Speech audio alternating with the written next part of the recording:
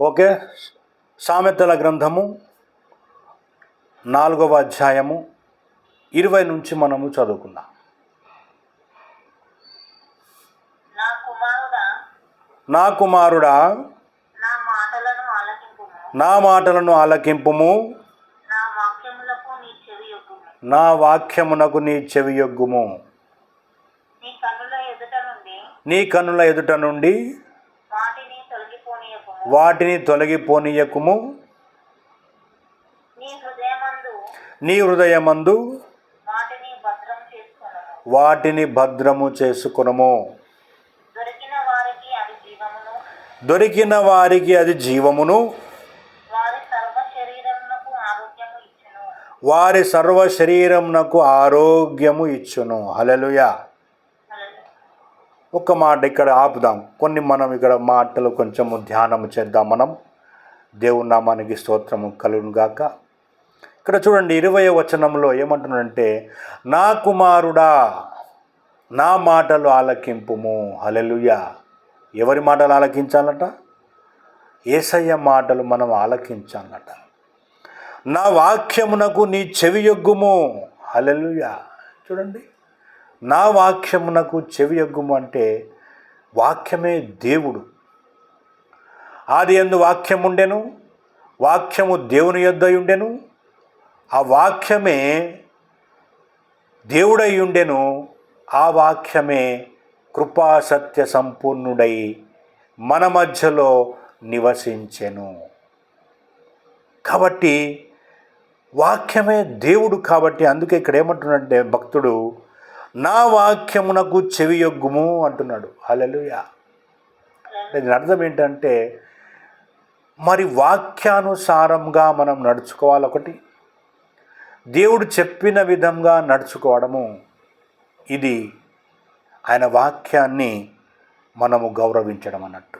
అందుకే నా వాక్యమునకు నీ చెవియొగ్గుము, నీ కన్నుల ఎదుట నుండి వాటిని తొలగిపోనీయకుము అంటున్నాడు. హల్లెలూయా. చూడండి, కన్నుల ఎదుట నుండి తొలగిపోవద్దట. అంటే వాక్యాన్ని మనం ఎప్పుడు ధ్యానము చేస్తూ ఉండాలి. అందుకే కనీసము ఉదయము, మధ్యాహ్నము, సాయంకాలము ప్రార్థన చేయాలి మనం. సరే, మధ్యాహ్నం ఒకవేళ సమయం దొరకదు, ఉద్యోగాలు చేస్తారు కాబట్టి, వ్యాపారాలు పోతారు కాబట్టి, నో ప్రాబ్లం. సాయంత్రం ఇంటికి వస్తాం కదా. సో ఉదయము పొద్దున మనము మొదటి జామున అంటే 12 నుంచి 6 వరకు మన ప్రార్థన ముగించుకోవాలి. అటు తర్వాత సాయంకాలము మరి డ్యూటీకి పోయి వచ్చిన తర్వాత మళ్ళీ ఒక గంట ప్రార్థన చేసి 10-15 నిమిషాలు వాక్యము కూడా ధ్యానించాలన్నట్టు. ఈ వాక్యము ధ్యానిస్తే, ఈ వాక్యము నీ హృదయములో ఉంటేనే ఈ వాక్యము పనిచేస్తుంది. చూడండి, నీ కన్నుల ఎదుట నుండి వాటిని తొలగిపోనీయకము అంటున్నాడు ఇక్కడ. తర్వాత ఏమన్నాడు? నీ హృదయమందు వాటిని భద్రము చేసుకొనుము. హల్లెలూయా. ఏముండాలంట హృదయంలో? వాక్యము భద్రము చేసుకోవాలట. ఈ పని చేయాలి మనం. అప్పుడు ఏం జరుగుద్దట? నీ హృదయమందు వాటిని భద్రము చేసుకొనుము, దొరికిన వానికి అది జీవమట. హల్లెలూయా. దొరికిన వారికి అది ఏంటిదట? జీవము. యేసుప్రభువు వారు ఏమై ఉన్నారు? జీవమై ఉన్నాడు. ఆయన సజీవుడై ఉన్నాడు. ఆయన శిలువలో ప్రాణం పెట్టి తిరిగి లేచినటువంటి సజీవుడు ఆయన. కాబట్టి ఆయన జీవము మనలో ఉంటుందట. ఆయన వాక్యం ఉంటే ఆయన జీవము మనలో ఉంటుందంట. చూడండి, దొరికిన వానికి అది జీవమును, వారి సర్వ శరీరమునకు ఆరోగ్యమునిచ్చునట. హల్లెలూయా.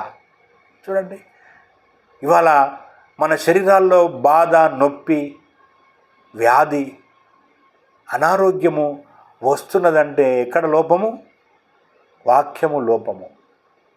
హృదయంలో వాక్యం ఉండలేదు, దేవుడు ఉండలేడు. ఎన్నో ఆలోచనలు వచ్చేస్తున్నాయి మనిషికి. ప్రార్థన తగ్గిపోతున్నది. లోకరీత్యా ఎన్నో రకాలుగా ఆలోచన చేస్తూ ఉద్యోగము, వ్యాపారం అని, పిల్లలని, సంసారం అని, బాధ్యతని కరెక్టే ఉండాలి. కానీ దేవుడు సమయం ఇచ్చిండు కదా, 24 గంటలు. కొంత సమయము దేవునికి మనం కేటాయించి ఆ వాక్యాన్ని మనం ధ్యానం చేస్తూ ఆ వాక్యాన్ని హృదయంలో ఉంచుకుంటే నీ సర్వ శరీరానికి ఆరోగ్యమట. హల్లెలూయా. చూడండి ఎంత చక్కని మాట. ఎందుకు? మన దేవుడు హీలర్, స్వస్థపరిచే దేవుడు. యేసు ప్రభు స్వస్థపరిచే దేవుడు ఆయన.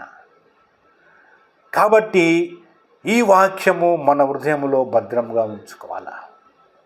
అప్పుడు మన సర్వ శరీరానికి ఆరోగ్యము, స్వస్థత, సమాధానము, సంతోషము కలుగుతుంది మనకి. కాబట్టి ఈ వాక్యాన్ని మనం మన హృదయంలో భద్రము చేసుకోవాలంట. చదవమ్మా, ఇంకా కొన్ని మాటలు మనం చదువుదాం. ఇంకా ఏం జరుగుద్ది? నీ హృదయములో నుండి జీవధారలు బయలుదేరుతాయట. హల్లెలూయా. ఏం బయలుదేరాలి? మన హృదయంలో నుండి జీవధారలు బయలుదేరాల. కానీ ఎక్కడ బయలుదేరుతున్నాయి జీవధారలు? అన్ని అడవులు ముచ్చట్లు బయలుదేరుతున్నాయి. అలా కాకుండా జీవధారలు మన హృదయం నుంచి బయలుదేరాలంట. చదవమ్మా. కాబట్టి అన్నిటికంటే ముఖ్యముగా నీ హృదయమును భద్రముగా కాపాడుకొనుము. హల్లెలూయా. చూడండి, ఈ హృదయాన్ని భద్రంగా కాపాడుకోవాలట. ఎందుకు కాపాడుకోవాలి? చూద్దాం ఒక మాట. ఇర్మియా గ్రంథం, త్వరగా ఇర్మియా గ్రంథము, ఇందులో ఒక మాట చూద్దాం. ఎందుకు హృదయాన్ని మనము కాపాడుకోవాలా?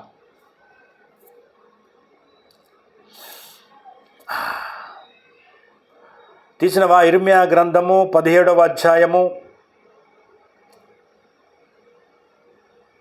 9వ వచనం చదవమ్మా. ఇర్మియా గ్రంథము 17వ అధ్యాయము 9వ వచనము.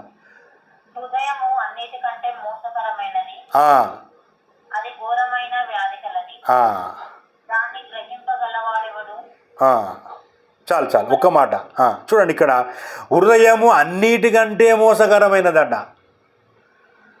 ఏంటిదట? హృదయము అన్నిటికంటే మోసకరమైనది, అది ఘోరమైన వ్యాధి గలదట. అందుకే దేవుడు ఏమంటున్నాడంటే, నీ హృదయములో నా వాక్యముతో నింపుకో, లేకపోతే నీకు పిచ్చి ఆలోచనలు వచ్చేస్తాయి, ఏవేవో ఆలోచనలు వచ్చేస్తాయి. లోకంలో అపవాది ఉన్నాడు కాబట్టి వాడు ఎన్నో రకాల ఆలోచనలు పట్టుకొచ్చి హృదయాన్ని పాడు చేస్తాడు. నీ హృదయము కరెక్ట్గా ఉందా, నీ సర్వ శరీరము కరెక్ట్గా ఉంటుంది.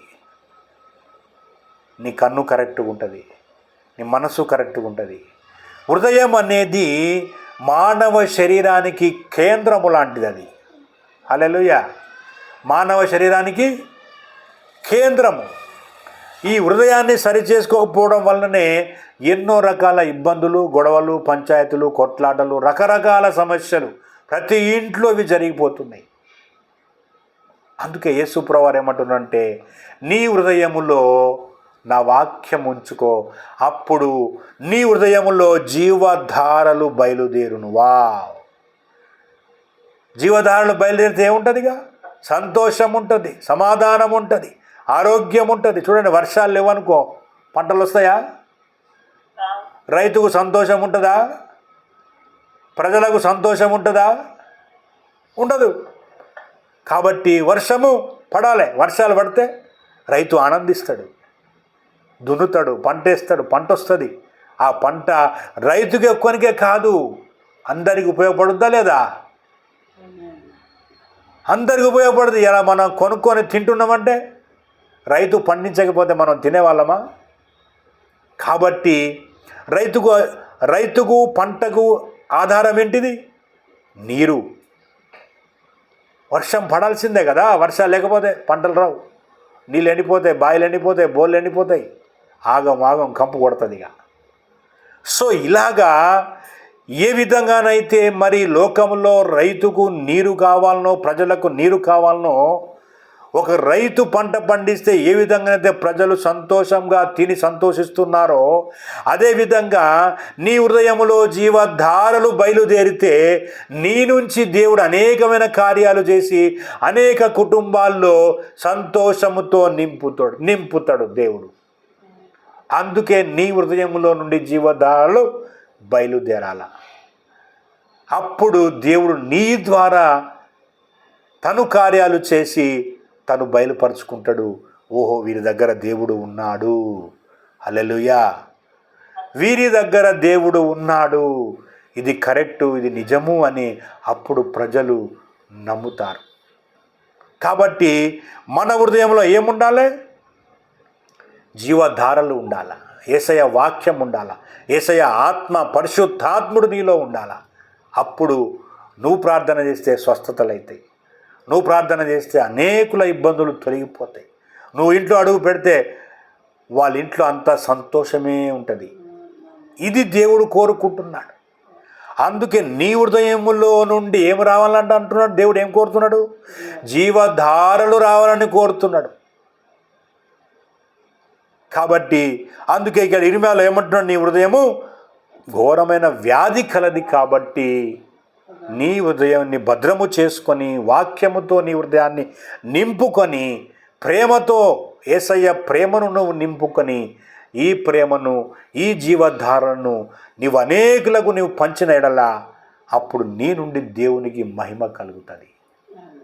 ఇది దేవుడు కోరుతున్నాడు, ఇది దేవుడు కోరుతున్నాడు. కాబట్టి మనందరి హృదయాల్లో జీవధారలు, యేసు నామములో మనందరి హృదయాల్లో జీవధారలు పొంగి పొర్లును గాక. ఆమేన్.